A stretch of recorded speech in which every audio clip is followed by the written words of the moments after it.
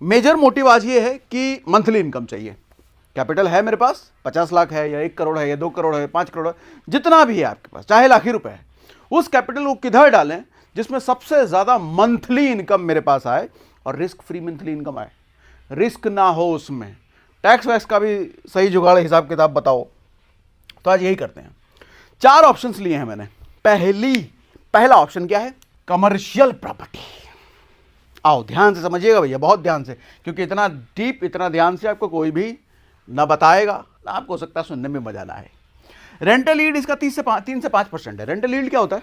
सालाना आपकी प्रॉपर्टी का कितना कीमत सालाना वो कमा के दे रहा है। ले सपोज 1 करोड़ की अगर प्रॉपर्टी है तो तब 3 से 5% मैं कह रहा हूं, तो सालाना 1 करोड़ का 3% कितना हुआ?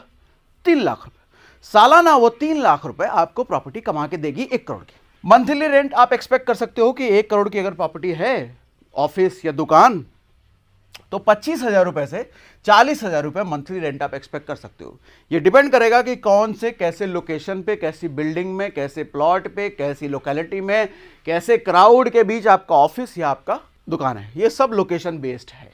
तो 25,000 रुपए से 40,000 रुपए मोटा मोटी 1 करोड़ के कमर्शियल प्रॉपर्टी से महीना कमाया जा सकता है रेंट। 5 से 8% का एप्रिसिएशन भी मान लो, प्रॉपर्टी की वैल्यू भी तो बढ़ेगी अगले साल। आज 1 करोड़ की है, अगले साल 1 करोड़ 5 लाख की हो जाएगी या 1 करोड़ 10 लाख की हो जाएगी। उसके बाद उसके साल 1 करोड़ 20 लाख की हो सकती है, 25 की हो सकती है। प्रॉपर्टी भी अप्रिशिएट होगी, और जब प्रॉपर्टी अप्रिशिएट होगी तो रेंटल भी बढ़ेगा। अपफ्रंट कॉस्ट 7 से 10%। अपफ्रंट कहने का मतलब 1 करोड़ की अगर प्रॉपर्टी है तो 7 से 10% रजिस्ट्री का कॉस्ट हो गया, या किसी तरह के ट्रांसफर चार्जेस हो गया। अथॉरिटी पे अलग अलग स्टेट्स के अकॉर्डिंग अलग अलग लगते हैं, लेकिन 7 से 10% के आसपास ये मान लो। मतलब 1 करोड़ की प्रॉपर्टी पे 7 से 10 लाख रुपए एक्स्ट्रा जाएगा। या आप अगर उसी में इसको इंक्लूड करना चाहते हो तो 90 लाख रुपए का मानो, भैया 90 लाख की प्रॉपर्टी लूंगा मैं, उसमें 10 लाख रुपए रजिस्ट्री की कॉस्ट वॉस्ट लगा लो, तो 1 करोड़ टोटल हो गया। जैसी आपकी मर्जी। प्रॉस और कॉन्स क्या है इसमें, ये समझिएगा ध्यान से। प्रॉस मतलब अच्छी चीज क्या है, ग्रीन में लिखा है मैंने। रेंट और प्रॉपर्टी दोनों बढ़ते हैं, हर साल रेंट भी बढ़ता है और हर साल प्रॉपर्टी की वैल्यू भी बढ़ती है। मतलब हर साल कैपिटल की वैल्यू भी बढ़ेगी और हर साल जो रेंटल आ रहा है उसकी भी वैल्यू बढ़ेगी। इन्फ्लेशन हेज, महंगाई 6% 7% के आसपास से हिसाब से बढ़ रही है, ये उससे ज़्यादा तेजी से बढ़ेगा भैया। फिजिकल एसेट है, दिखता है, स्टॉक मार्केट, एफडी, ये सब दिखता नहीं है कि नहीं है पता है, फील ही नहीं होता है। प्रॉपर्टी है तो 4 लोग दिखाओगे यार हमारा प्रॉपर्टी है, हमारा दुकान है, हमारा ऑफिस है, गुजरोगे वो बताओगे, फोटो खींच के बताओगे, सोशल मीडिया पर डालोगे ये हमारा है, स्टॉक का फोटो डाल पे दिखाओगे 1 करोड़ का स्टॉक है, नहीं कर सकते। फिजिकली फील नहीं होता, ये फिजिकल है। और लोन से लेवरेज कर सकते हो, ये सिर्फ इसी में है, बाकी किसी में नहीं है, बाकी किसी ऑप्शन में नहीं मिलेगा लोन से लेवरेज। कैसे सर? 1 करोड़ की प्रॉपर्टी लेने के लिए आपको 1 करोड़ रुपए थोड़ी देना होता है, 20% दो, 20 लाख रुपए दो और 1 करोड़ की प्रॉपर्टी ले लो।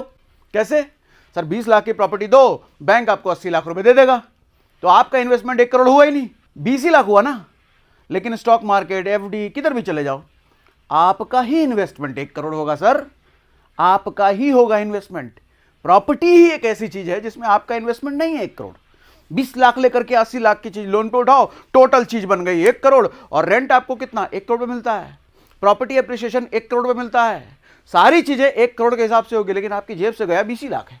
यह प्रॉपर्टी का सबसे बड़ा फायदा है। लेकिन प्रॉपर्टी में रिस्क भी है। क्या रिस्क है सर? Good research required.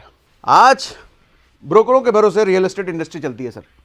अच्छा ब्रोकर है तो अच्छी प्रॉपर्टी दिलाएगा, लेकिन गलत ब्रोकर के हत्थे चढ़ गए आप, मीठा मीठा बोल करके इतना गोल गोल घुमाएगा, ऐसा कोई खंडर काम क्या बेच करके चला जाएगा, आप झुंझुना बजाते रहोगे। आप कहोगे 2 साल हो गया कोई रेंटर ही नहीं मिला यार, 3 साल हो गया प्रॉपर्टी बेचने को, बिक नहीं रही प्रॉपर्टी, बैठे रहोगे, कुछ होगा ही नहीं इस प्रॉपर्टी का। तो रिसर्च प्रॉपर्टी के केस में अच्छी खासी चाहिए भैया। टेनेंट रिस्क, अगर किराएदार लग भी गया, 3 महीने बाद भाग गया, 6 महीने बाद भाग गया, 1 साल बाद भाग गया, पता चले 6 महीने तक अगला किराएदार आए नहीं, तो 6 महीने तक मेंटेनेंस वगैरह बिजली बिल सब खुद ही भर रहे हो, किराएदार है ही नहीं, वो रिस्क होता है। लिक्विडिटी लो है सर, बेचना चाहोगे तो बड़ी आसानी से नहीं मिलेगा। एफडी हो गया, स्टॉक मार्केट हो गया, एक बटन पे बिक जाएगा कट। 3 6 साल, 2 साल, 3 साल भी लग जाते हैं अगर अच्छी लोकेशन पे प्रॉपर्टी नहीं है तो। प्रॉपर्टी अगर अच्छी नहीं है तो बिकने में बड़ी मेहनत लगती है। मंथली मेंटेनेंस भी इसको कंसिडर कर लेना भैया कि आप अगर कोई भी ऑफिस, कोई भी दुकान लेते हो तो उसका एक मंथली मेंटेनेंस कॉस्ट भी जाता है, वो अलग अलग जगह का अलग अलग होता है।